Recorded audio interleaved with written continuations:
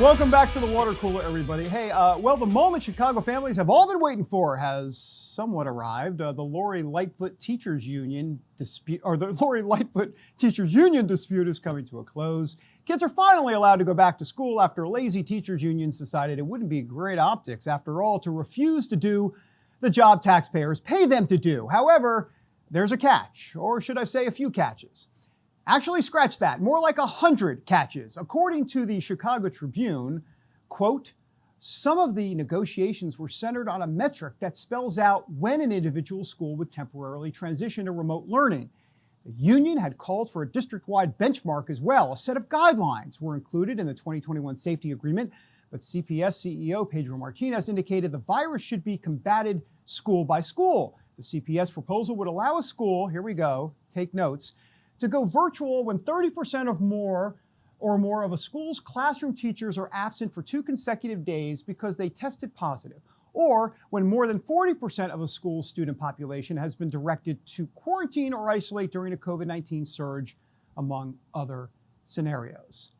I'm not good at math, but I'm confused. And in addition to that, there's of course masks involved, getting doused in gallons of hand sanitizer when you enter the building, you name it, all because teachers are apparently the biggest victims of the Omicron variant. And look, I'm not saying COVID isn't serious, but for goodness sake, teachers, cry me a river.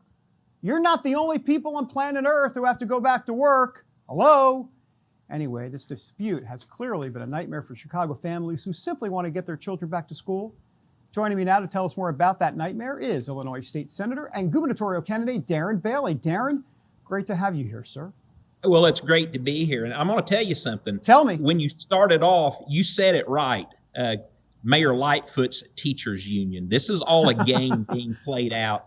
And this is nonsense, putting our children, 300,000 children in the Chicago public school system at risk. School is a sanctuary today, and teachers are on the mission field to prepare the next generation. And it's absolutely appalling what's taking place in Chicago. Yeah, because what in the world is going on? Because I'm a bit confused. It seems like kids are being welcomed back into schools, but with a million caveats for the teachers union. Help me try to understand this. Well, this is all about power and control. It's the union trying to get the upper hand to be able to guide the future, and it's all wrong. It's, people, we have to work. We have to continue to function with life. These parents, think about the parents who these children have been left home for the last 4 days. These parents have to work, and think about how difficult it is. It wasn't always like that, but it is today, how difficult it is to have to make arrangements for these children. And I can assure you, I'm satisfied. Many children are probably being left home alone, and it's just simply, it's not right. It's not safe, and this is not what America stands for today. Yeah, and Darren, it seems like we're kind of in a pseudo-hostage situation, at least the kids being held hostage by these teachers union. I mean, who's to say that teachers won't go back into hermit mode if they don't get their way? How is that? You can't learn that way. So I've been a senator now for 1 year. I've been a state representative for the past 2 years. And that's one thing that I have discovered, that Democrats, especially here in Illinois, they create the problem, and then they try to write in and hoping that people forget the situation, and they come in with these solutions. And that's exactly what's playing out. This is a game. This is a strategy to dumb people down. And that's our message all across Illinois. As I'm running for governor, I'm educating people. I'm waking the people up that we have a responsibility in this constitutional republic. This is a government of we the people, and we should no longer be held hostage by our elected leaders and these unions who seek to, everything this is about is everything against what they stand for, educating children. Darren, you make a really good point, not to get into the Dr. Phil segment of this interview, but you're kind of going to the mass psychosis situation here. I mean, this idea that man's greatest enemy is man. Because we're in a sheep mentality and we don't think for ourselves, and people are just going along and they're being dumb about this. They're not understanding what's happening right before their eyes. Well, they really are, and I just came from the Chicago area, and it's quite interesting.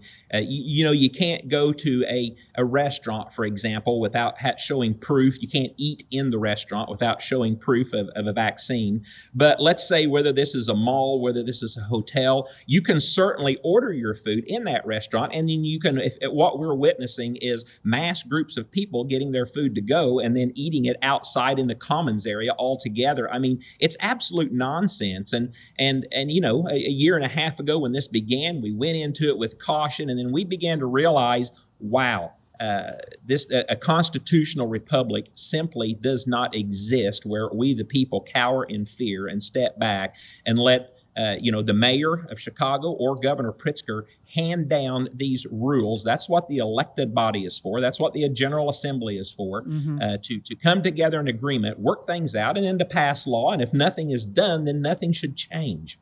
Do you think, by the way, on this whole Chicago school situation, you think Americans are waking up to how corrupt unions can really be? We've known they are liberal for a long time. Do you think this is a turning point, or hopefully a turning point?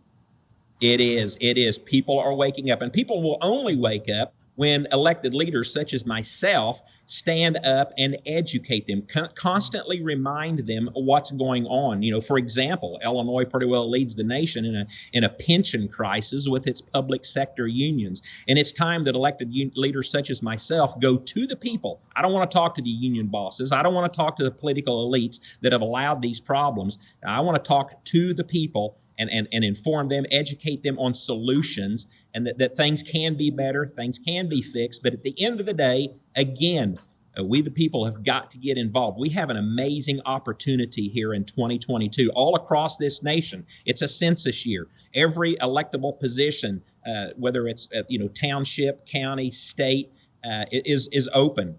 We have got to uphold our freedoms by being involved, and that is our message across the state of Illinois, and it is being very well received. Well, and it's great that you're articulating that across the state, and you said we the people. You said it actually quite a few times. You're absolutely right. But what can we the people do about the corruption? I mean, can we stop this power trip that teachers are clearly on? These unions are extremely powerful, Darren. Only if we get involved. We saw we saw how this played out with the Virginia election, and I'm going to tell you what, I'm going to assure you, all your friends out there, you pay attention to Illinois, because you're going to see something happen in Illinois come November 2022 that no one right now currently believes can happen. We are empowering people there, and we have everything we need. You want to fight election fraud? Well, guess what? Sign up as an election judge or a poll watcher. Go hold your county clerk accountable if you're concerned about election fraud or in your county. We've got everything. Our founding fathers, were genius. This is amazing how this whole process is set up, but it has to be used, and in order to make it functional, it entails people getting busy, standing up, parents going to their school board meetings, going to their schools saying, I have had enough. I want my children in school, mask optional, masks, whatever. I want my children in school. We the people, the parents, we've got to stand up and take our government back. It's that simple. I got about 30 seconds. A quick follow-up. You said, mark my words, in Illinois 2022. What were you referring to specifically? A Republican governor, as in Senator Darren Bailey? Absolutely. BaileyForIllinois.com. Check us out. See what we're doing. We've got the movement. There is a grassroots movement and a fire taking place in Illinois where the people are realizing our constitutional God-given rights. All right, boy, I set you up nicely for that website. Thank you very much. Darren Bailey, great to have you on the show. Love to get you back. Good luck with the race. Thank you. Darren Bailey out there in Illinois. We'll see what transpires. Look, Democrats are in a world of hurt. They've got a lot, as we had Rick Klein on the show yesterday, a lot of Democrats retiring. It's 26 right now. Okay, in 2010, when Democrats lost big time, that was Obama's first midterm elections, if you will. Republicans won 63 seats, and there were 37 Democrats that retired that year. Already, Democrats are at 26 retirements. They're on pace to eclipse that 37 retirements, and that is not good news at all for Democrats, and of course, great news for Republicans. And by the way, speaking of the whole Chicago up and down with all of the rules and regulations, there's a county in Maryland, Montgomery County, Maryland, that said if 5% of the teachers and students have COVID, we're going to close the school. And then they said, you know what, never mind, we're not going to do that. It's too confusing, because they were going from last week's data. So they would close the school a week later, even though the number would be different. It's all over the place. Back in a moment.